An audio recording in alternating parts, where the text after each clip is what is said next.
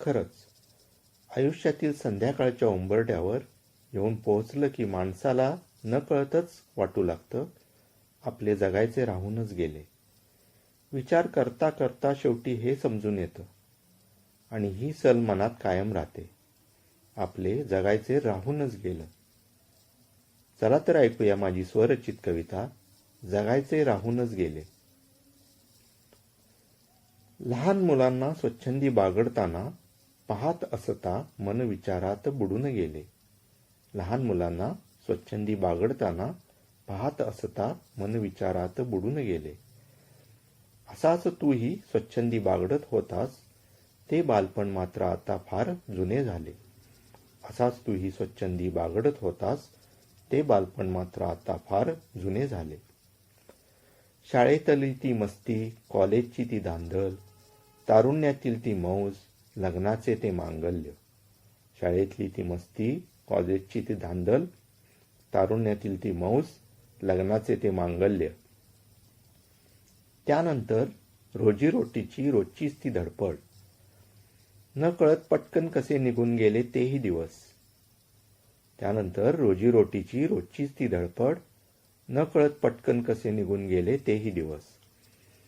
नंतर पुत्ररत्न प्राप्त झाल्याचा तो आनंद.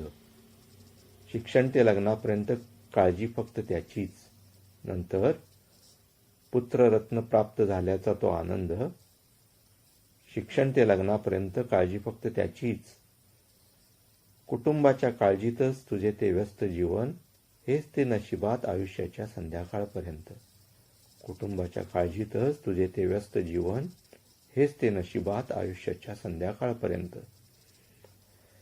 जे मनात होते ते साध्य करण्यासाठी किती रे तू धडपड करीत राहिलास. जे मनात होते ते साध्य करण्यासाठी किती रे तू धडपड करीत राहिलास.